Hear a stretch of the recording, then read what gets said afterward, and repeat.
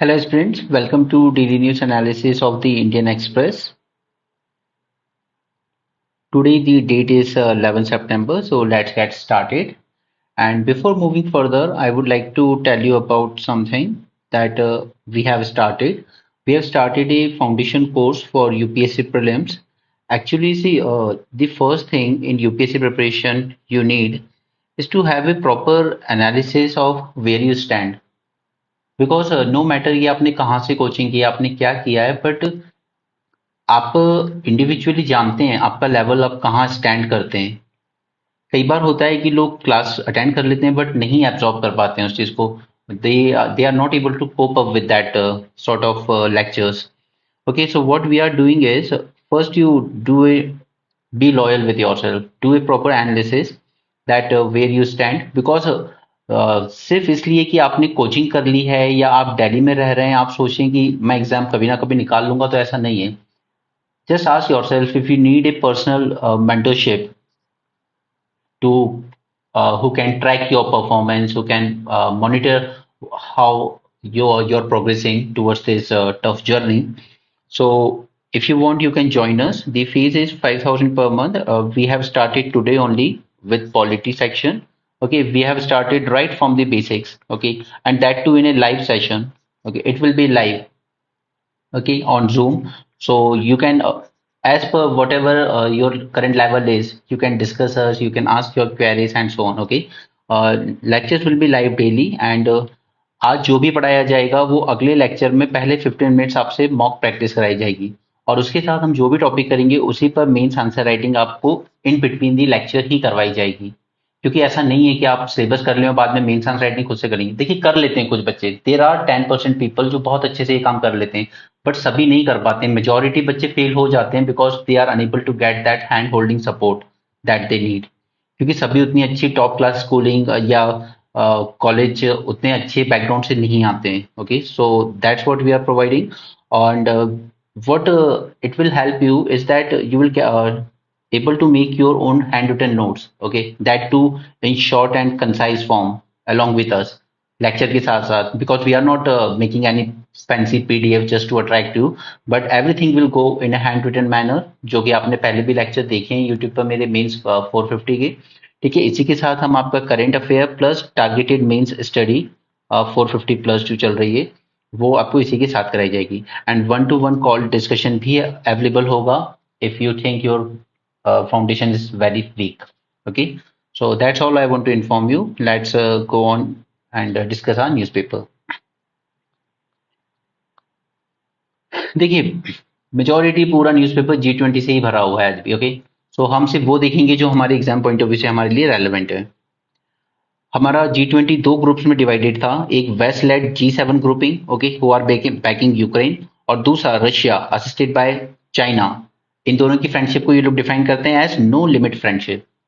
Okay, तो ये दो ग्रुप में बटा था but somehow India manage to build the consensus. Okay, and finally एक आउटकम जनरेट हुआ।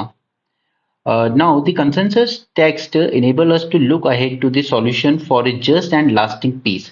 ये लैंग्वेज हमने वहां पर यूज किया, हमने रशिया को डायरेक्टली क्रिटिसाइज नहीं किया है, इसलिए रशिया इस चीज से सेटिस्फाई था। नेक्स्ट यहाँ पर ये है Canadian prime minister Justin Trudeau. देखिए कनाडा इस वक्त क्या है कि एक बेस बन चुका है खालिस्तानी मूवमेंट के लिए। वहां पर इंडियन एम्बेसी के अगेंस्ट प्रोटेस्ट होते रहते हैं, वहां पर इंडियंस पे अटैक होते रहते हैं, हमारा जो नेशनल फ्लैग है उसको इंसल्ट किया जाता है। तो ये इंडिया और कनाडा के बीच में एक प्रॉब्लम बना आ रहा है काफी टाइम तक। So new Delhi strong concerns about continuing anti Indian activities of extremist elements in Canada. और ये मोस्टली इसलिए होता है क्योंकि वहां पर कई ऐसी सिख कम्युनिटी के लोग हैं जिनका पॉलिटिक्स में डोमिनेंस बहुत ज्यादा है।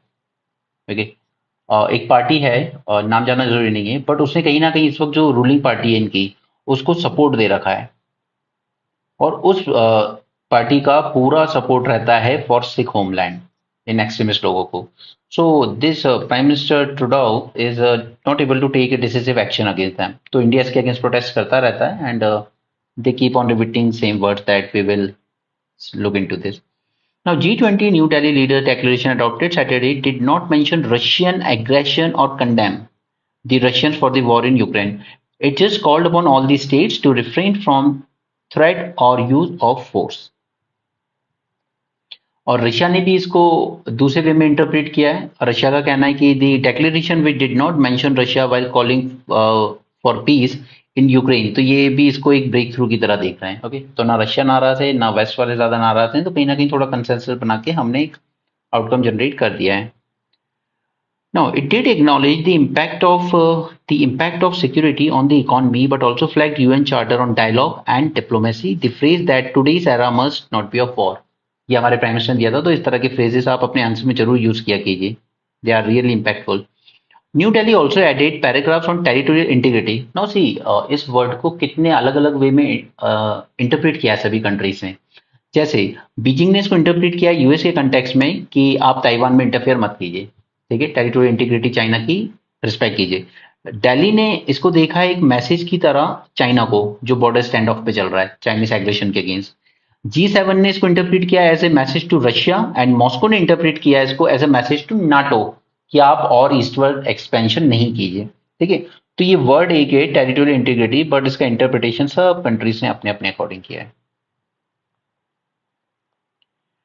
फ्रांस, इंडो फ्रांस से मैं ऑलरेडी एक मेंस 450 में आपको फुल फ्लेजेड लेक्चर बना चुका हूं, तो इसमें ज्यादा हम यहाँ पे डिस्कस नहीं करेंगे। बाकी आप समझ सकते हो कि हम लोग क्या करना चाहते हैं। Strengthen our defence cooperation through partnership in design, development, testing and manufacture of advance defence technologies, platforms and expand production in India. और इसके में आप एग्जाम्पल कोट कर सकते हैं P75। Alright, next, unwavering support for India's membership in NSG. France India की membership को support करता है न्यूक्लियर सप्लायर ग्रुप, और वहां पे सभी सपोर्ट करते हैं। सिर्फ ज्वाइन हम नहीं कर पा रहे हैं क्योंकि चाइना ऑब्जेक्ट कर देता है, और वहां पे ज्वाइन करने के लिए कंसेंसस चाहिए सभी कंट्रीज का। They acknowledge that the strong Indo France civil nuclear ties, good progress in the decision for Jaitapur nuclear plant.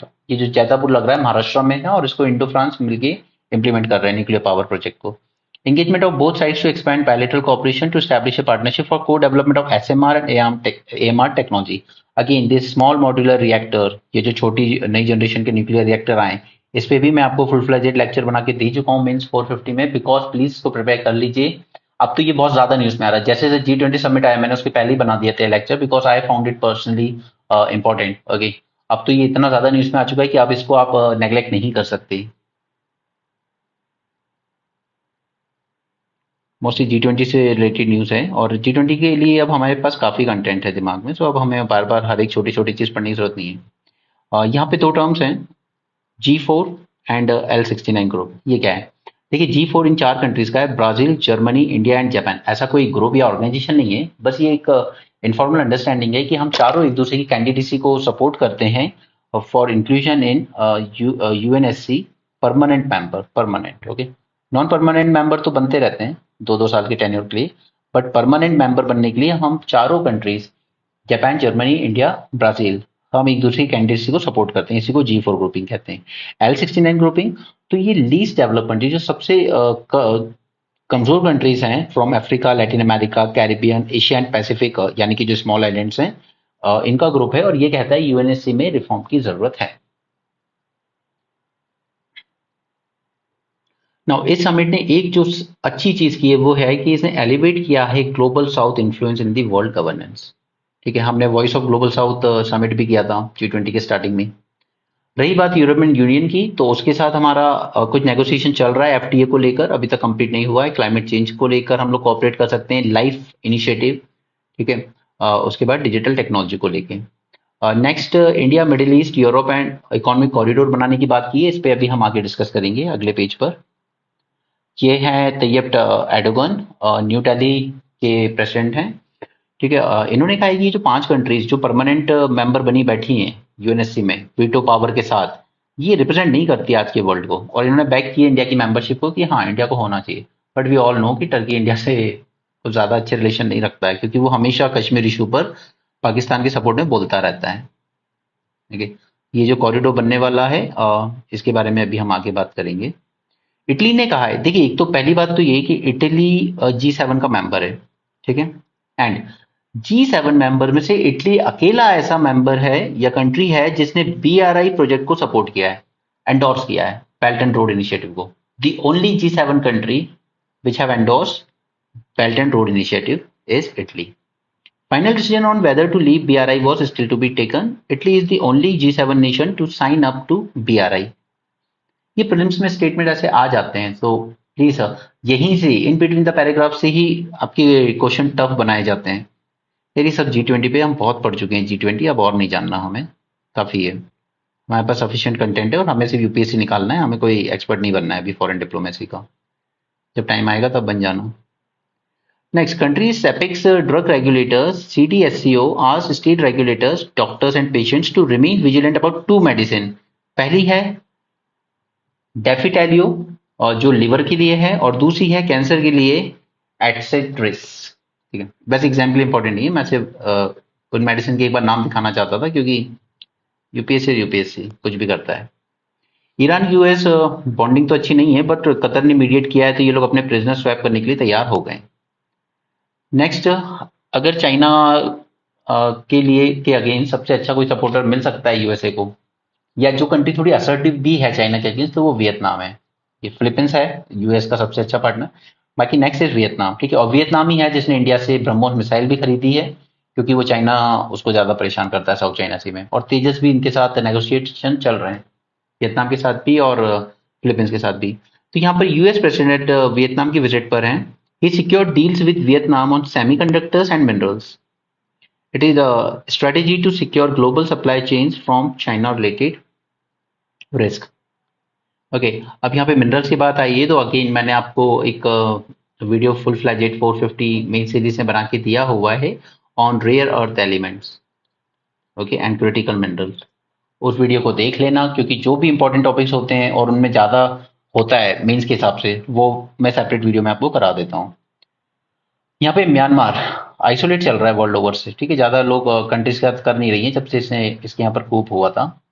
तो ultimately Myanmar receive the first shipment of 2 Russian Su-30 fighter jets. अब आपने fighter jets ले तो लिए, but आप लड़ने किससे जाओगे ये पता नहीं है। बेवजह पैसा खराब करने वाला काम करती है कुछ देशी आर्मी, इंक्लूडिंग पाकिस्तान।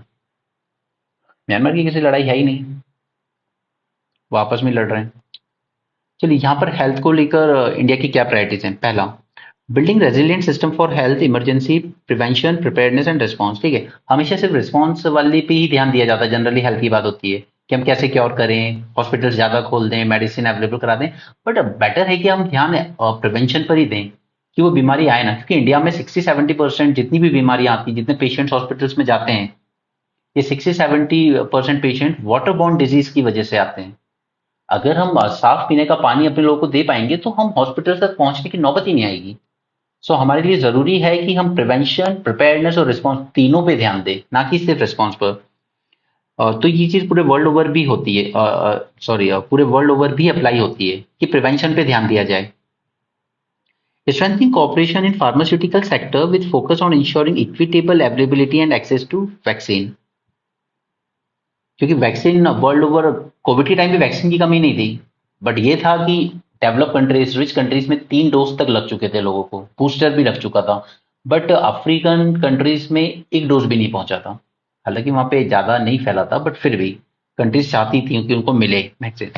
तो इसके लिए जरूरी हो जाता है कि इक्विटेबल अवेलेबिलिटी भी हो और एक्सेसिबल भी हो। ठीक है, ज्यादा महंगी ना हो।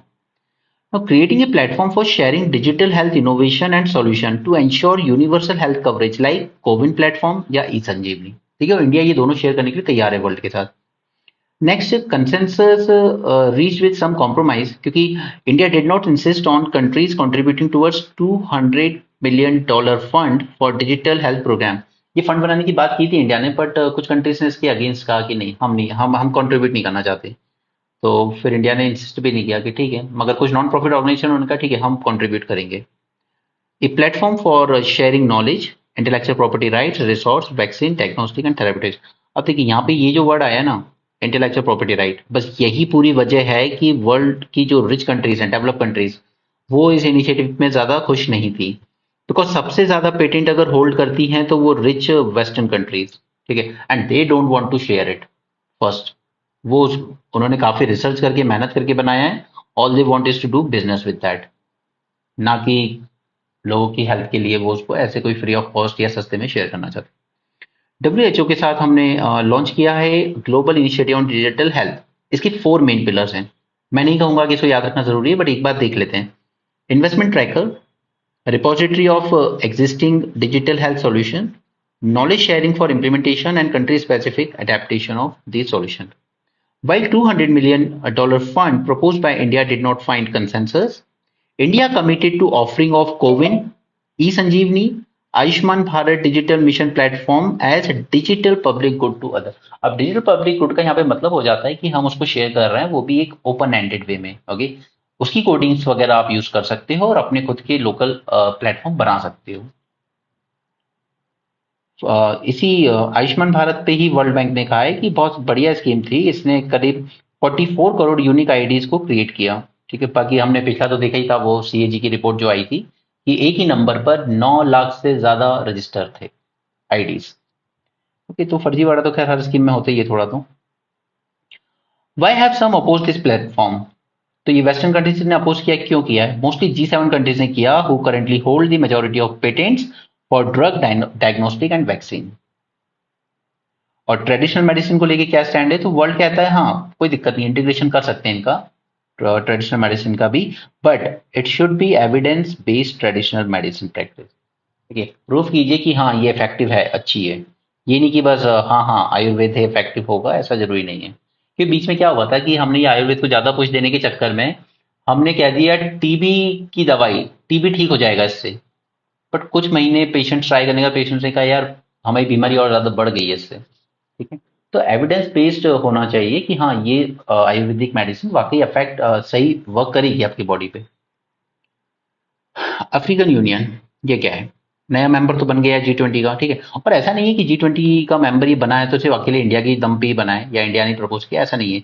ये पिछले कई ईयर से it was on the cards, तो ये होना ही था, आज नहीं तो कल ज्वाइन। बाकी हाँ इंडिया ने इसको एक बड़ा पुश दिया है, तो ये अच्छी बात है। What is African union? 55 members का ग्रुप है सभी अफ्रीकन कंट्रीज का। ठीक है, लॉन्च हुआ था 2002 में। It was successor of organisation on African unity. पहले 1963 में एक ऑर्गेनाइजेशन बना था, ऑर्गेनाइजेशन ऑफ अफ्रीकन यूनिटी। इसका काम था मोस्टली कि फ्रीडम मूवमेंट को सपोर्ट करना, कि कई कंट्रीज 1963 के बाद आजाद हुई हैं वहां पर। तो इनका मोटिव यही था कि हम फ्रीडम मूवमेंट को सपोर्ट करना चाहते हैं अपनी अफ्रीकन कॉन्टिनेंट में जो कंट्रीज हैं। तो किया, बिल्कुल आजादी भी मिली, कई देशों को डीकोलोनाइजेशन हुआ।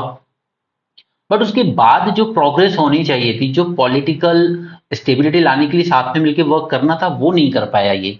ठीक है, तो फिर इसको रिफॉर्म किया गया 2002 में और अफ्रीकन यूनियन लॉन्च हुआ। इसका सेक्रेटेरिएट है एडिस अबाबा, इथियोपिया में आता है। एंड जीडीपी है टोटल अफ्रीकन कॉन्टिनेंट की $3 trillion and 1.4 billion people population है। मतलब ऑलमोस्ट कहीं ना कहीं जितना हमारा इंडिया में सब कुछ है उतना ही अफ्रीका में टोटल है, पूरे कॉन्टिनेंट में। तो ये क्यों बनाया AU? To resolve common issues through collective action and liberate the colonized countries. OAU जो इससे पहले इसका प्रिकर्सर था, it mustered diplomatic support and provided logistical aid to liberation movements across Africa. But it failed to boost political and economic integration. So ultimately इसको reform किया गया mid 90s के around, तो फाइनली 2002 में ये अफ्रीकन यूनियन बन के आया। What are objectives of AU?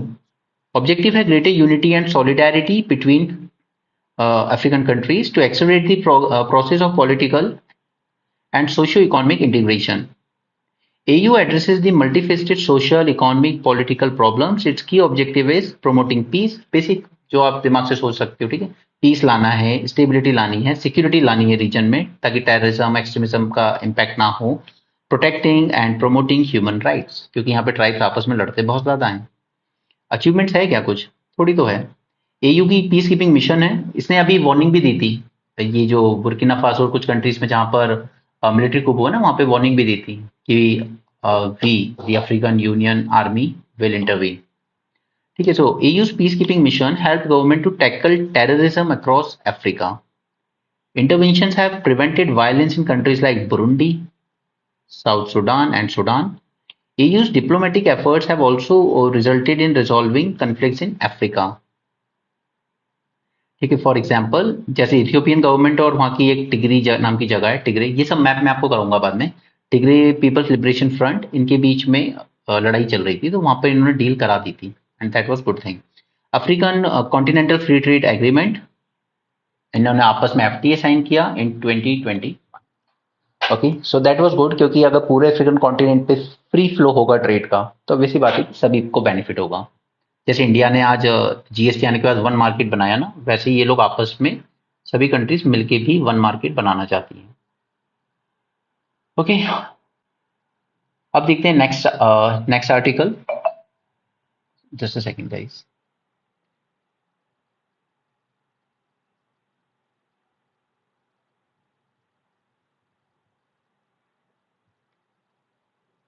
Sorry for disturbance. चलिए, कॉटन।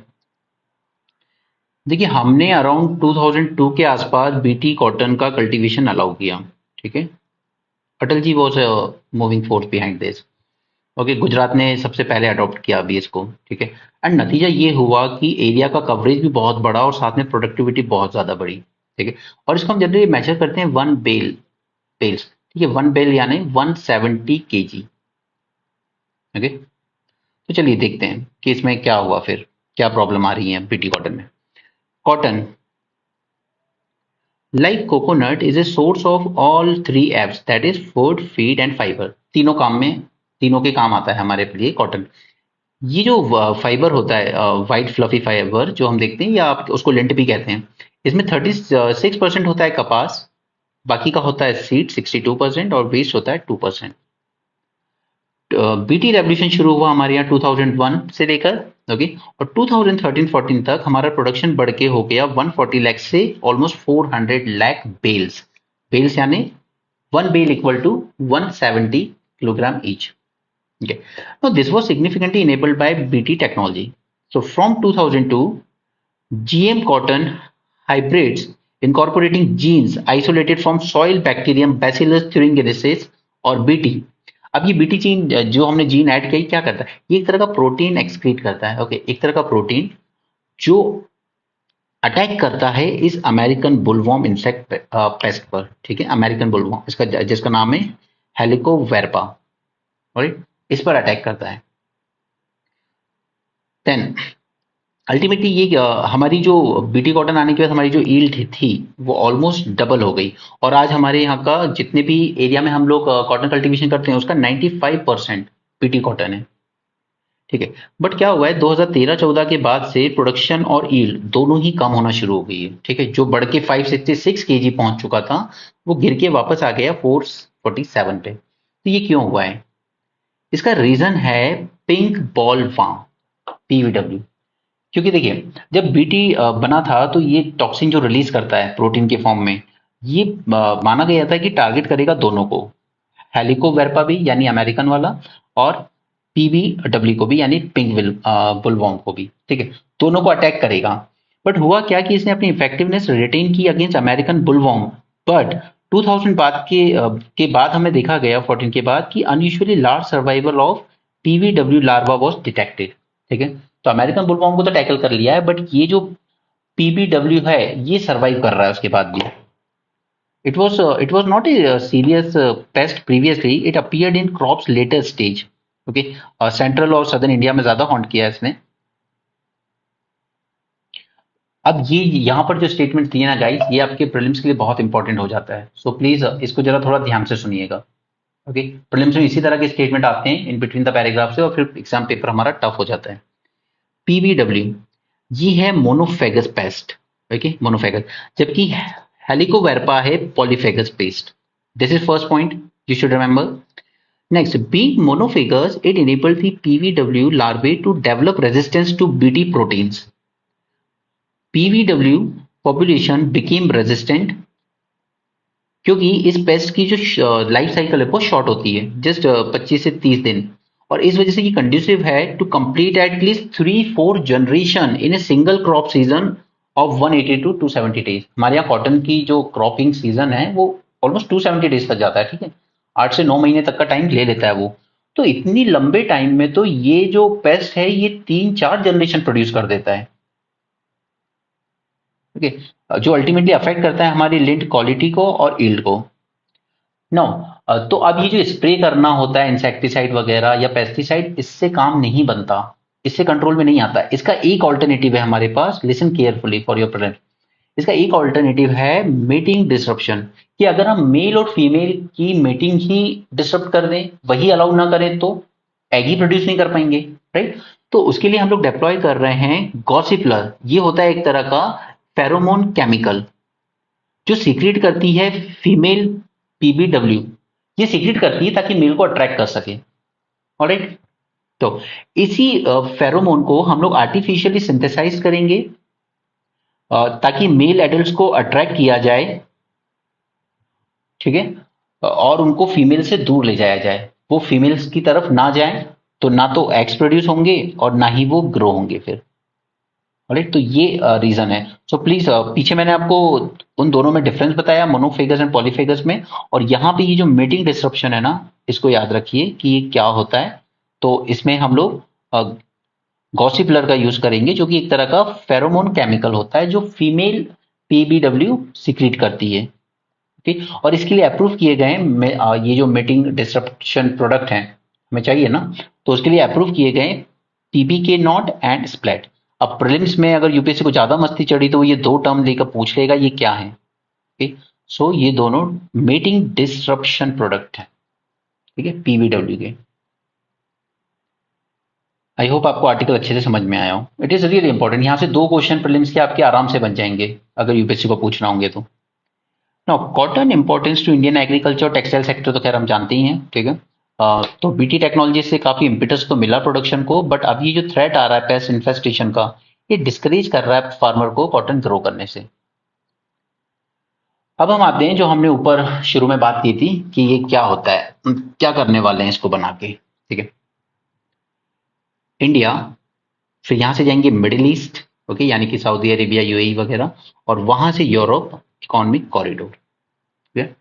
तो इसको लेकर एमओयू साइन हुआ है बिटवीन यूएस, सऊदी अरेबिया और यूएई। ये आ गए हमारे मिडिल ईस्ट से, ठीक है। उसके बाद यूरोपियन यूनियन पूरा, साथ में फ्रांस, जर्मनी और इटली, ठीक है। मतलब आप कह सकते हो G7 ग्रुप वाले।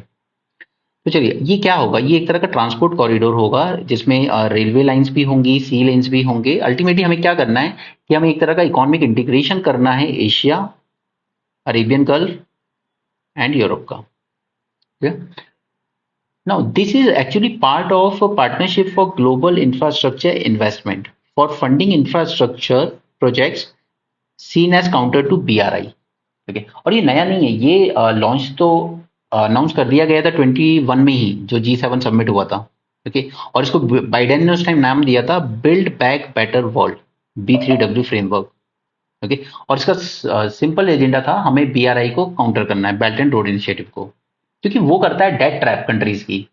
सो what these countries wanted to give an alternative to BRI, क्योंकि वो इंफ्रास्ट्रक्चर बिल्ड कर रहा है तो अट्रैक्ट तो सभी कंट्रीज हो रही थी उससे, बट वो डेट ट्रैप में फंस जाती थी। तो इसका एक ऑल्टरनेटिव बना के लाया गया बिल्ड बैक बेटर वर्ल्ड, जिसका सही नाम था PGII, partnership for global infrastructure investment, okay.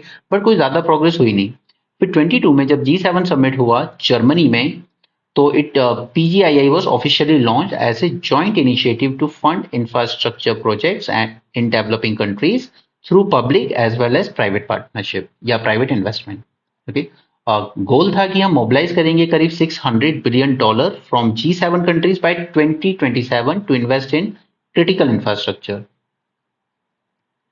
BRI is to help secure funding for countries to build critical infrastructure such as road, rail, port, bridge, etc. and set up to enhance global trade and cooperation. अब China ने अपना BRI launch किया था 2013 में to revive the ancient silk road initiative, और अपने global footprint भी expand करना चाहता था इसके थ्रू, ठीक है। बट इसका क्रिटिसिज्म सबसे बड़ा ये रहा कि आप अनसस्टेनेबल डेट ट्रैप में फंसा देते हो सामने वाली कंट्रीज को। और इवन 2019 की वर्ल्ड बैंक रिपोर्ट भी बताती है कि 43 कॉरिडोर इकोनॉमीज जिन्होंने साइन किया है BRI, उसमें से 12 countries could face a situation where debts are unsustainable, okay, which could lead to public assets being handed over to foreign contractors or to China itself. Example, Hambantota Port of Sri Lanka. Alright, वो loan नहीं चुका पाए तो उन्हें ultimately वो port Chinese companies को ही hand over करना पड़ा। Now, G7 say their initiative is meant to be transparent, focused on building climate change, resilient infrastructure, and help in achieving objectives of gender equality and health infrastructure development. Okay, तो अब ये जो India middle east और Europe corridor बन रहा है, ये IMEC is a further step in PGII process launch last year. Okay, और उसके साथ साथ इन्वेस्टमेंट हेल्थ इंफ्रास्ट्रक्चर में भी की जाएगी। बस इतना ही जानना है इसके बारे में। अब यहाँ पर ये वही सब बात आ गई है SMR टेक्नोलॉजी की, तो प्लीज उस वीडियो को अब तो देख लो, कि अब भी नहीं देखोगे तो एग्जाम में कहीं ना कहीं फंस जाओगे। SMR टेक्नोलॉजी, ठीक है। मतलब आप कह सकते हो कि बड़े न्यूक्लियर रिएक्टर्स में बहुत इनका जेस्टेशन पीरियड बहुत साल का होता है, वगैरह वगैरह जो प्रॉब्लम्स है उनको ओवरकम करने के लिए स्मॉल मॉड्यूलर रिएक्टर बनाए जाएंगे as low as 30 MW। Okay, तो ये अच्छी चीज है। और इसमें एक अच्छी चीज ये है कि हम प्राइवेट प्लेयर्स को ला सकते हैं, क्योंकि जनरली हम क्या न्यूक्लियर प्लांट में प्राइवेट प्लेयर्स को लाना ज्यादा पसंद नहीं करते हैं, क्योंकि सेफ्टी इशू बहुत रहते हैं उसमें। ठीक है, तो प्राइवेट प्लेयर्स इनको मैनेज कर सकते हैं। बस हाँ, ये है कि जो इसमें फ्यूल होगा यूरेनियम स्पेंट फ्यूल, ठीक है, वो हमेशा पब्लिक यानी कि गवर्नमेंट के अंडर ही रहना चाहिए, क्योंकि उसका मिसयूज हो सकता है। हम चाहते हैं कि हम SMR टेक्नोलॉजी में ग्लोबल लीडर बने, ठीक है। लेकिन अभी तक जैसा कि मैंने आपको उस लेक्चर में ही बताया, सिर्फ दो ही कंट्री हैं जहां पर इस तरह के प्रोजेक्ट ऑपरेट कर रहे हैं, एक है रशिया, एक है चाइना। ठीक है, दो ही कंट्रीज अभी तक इसको कमर्शियली ऑपरेशनलाइज कर पाई हैं। Now, nuclear generation and space technology, इन दोनों में हम लोग अब लीडरशिप चाहते हैं world over. So government has been limited so far, and upscaling of private sector interests is being attempted. Ironically, a scaling down of size. Small modular reactor, पहली बात तो न्यूक्लियर पावर को भी हम मानते हैं रिन्यूएबल का ही पार्ट, ठीक है, कि रिन्यूएबल में हम काउंट कर सकते हैं, क्योंकि अल्टीमेटली पोल्यूशन नहीं कर रहा है किसी तरीके से, कोई कार्बन डाइऑक्साइड एमिशन नहीं प्रोड्यूस कर रहा है वो। ठीक है, तो हम चाहते हैं एक लीडरशिप रोल इस टेक्नोलॉजी में। और स्पेस की बात करें तो अब आपको पता है एक इन स्पेस करके हमने एक एजेंसी बनाई थी, ठीक है। वो इन स्पेस एजेंसी का यही काम है कि आप प्राइवेटाइज करेंगे या प्राइवेट सेक्टर्स को लाएंगे स्पेस फील्ड में। तो यहाँ पर हम लोग जो स्मॉल सैटेलाइट लॉन्च व्हीकल होते हैं, जो एज लो एज 300 किलो तक की चीज ले जा सकता है ऊपर, ठीक है, तो स्मॉल सैटेलाइट लॉन्च व्हीकल को हम लोग टोटली प्राइवेट सेक्टर के हाथ में देने जा रहे हैं, क्योंकि ये टेक्नोलॉजी डेवलप कर ली है इसरो ने अच्छे से, तो प्राइवेट सेक्टर के हैंड ओवर करने जा रहे हैं। और ये पहली बार है कि कोई technology full fledged private sector के हाथों में दी जा रही है।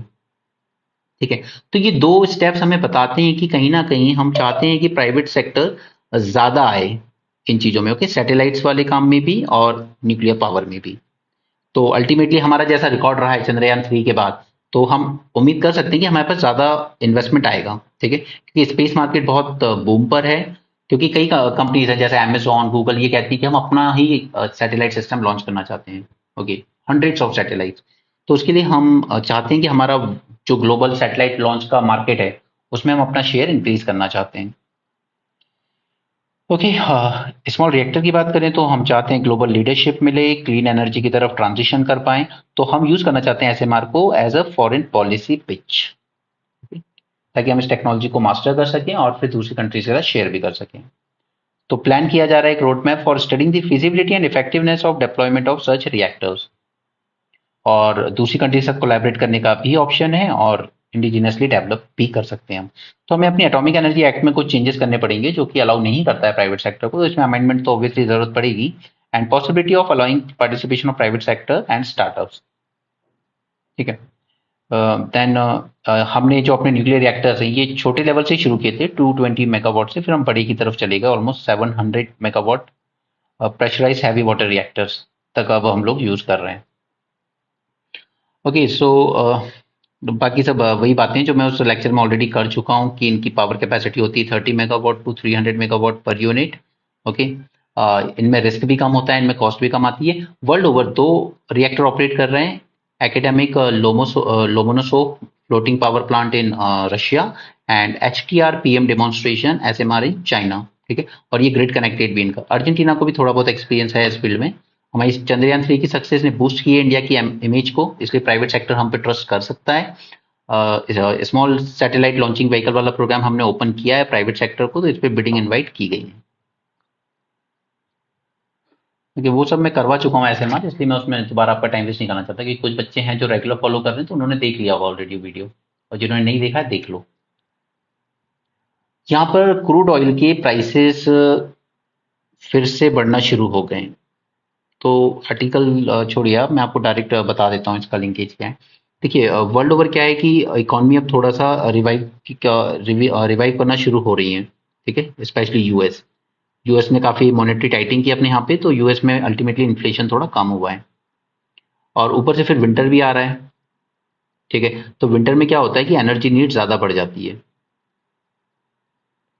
मतलब चाहे वो गैस बेस्ड पावर प्लांट हो या तो कोई और मीडियम आप यूज कर रहे हो इलेक्ट्रिसिटी जनरेशन में, तो डिमांड थोड़ी बढ़ जाती है।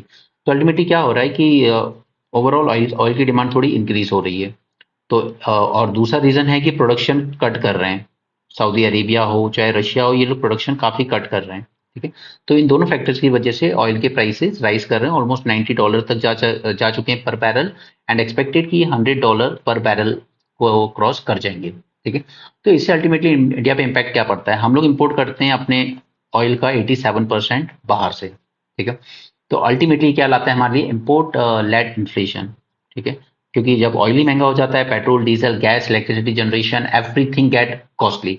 ठीक है, तो अल्टीमेटली इन्फ्लेशन आता है। फिर जब ये चीज महंगी हो जाती है तो हमारे यहाँ से डॉलर का आउटफ्लो जो है वो इंक्रीज हो जाता है। तो अल्टीमेटली क्या है, हमारे जो बैलेंस ऑफ ट्रेड है उस पर इम्पैक्ट पड़ता है सीधा सीधा। ठीक है, वो नेगेटिव पॉजिटिव होता रहता है फिर। ठीक है, और क्योंकि आउटफ्लो बढ़ गया डॉलर का, तो हमारा जो फॉरेक्स रिजर्व है उन पे ड्रेन आता है एक तो। ठीक है, वो खाली होना शुरू हो जाते हैं। और डॉलर जा ज्यादा रहा है, कम अंदर इंडिया में कम आ रहा है। तो अल्टीमेटली हमारा जो रुपी है वो भी कमजोर होने लगता है, डिवैल्यू होने लगता है। ठीक है, अब रुपी जब गिरने लगेगा तो हमारे इंपोर्ट और भी जो अदर इंपोर्ट हैं फ्यूल के अलावा, वो भी हमें कॉस्टली फील होने लगते हैं। ओके, जैसे एप्पल मोबाइल फोन्स वगैरह। ठीक है, तो अल्टीमेटली हमारी पूरी इकोनॉमी को ये इन्फ्लेशन के थ्रू बहुत बैडली अफेक्ट करता है। ठीक है, वही सब पॉइंट्स हैं इसमें। सो एनीवे, नेक्स्ट इज बस बाकी सब तो कुछ काम की न्यूज़ नहीं है। Okay, so that's it for this session. And please, if you really think that you need that personal support, that live session, that mentorship, because merely completing proper coaching classes or taking a test series will not going to help you. So, okay, so avoid wasting your 4, 5 precious years of your life. Just try your 1 year mentorship and see if it can help you. I will give my best and we will try to help you in this journey. So thanks for joining this session. Have a great day and keep learning, guys.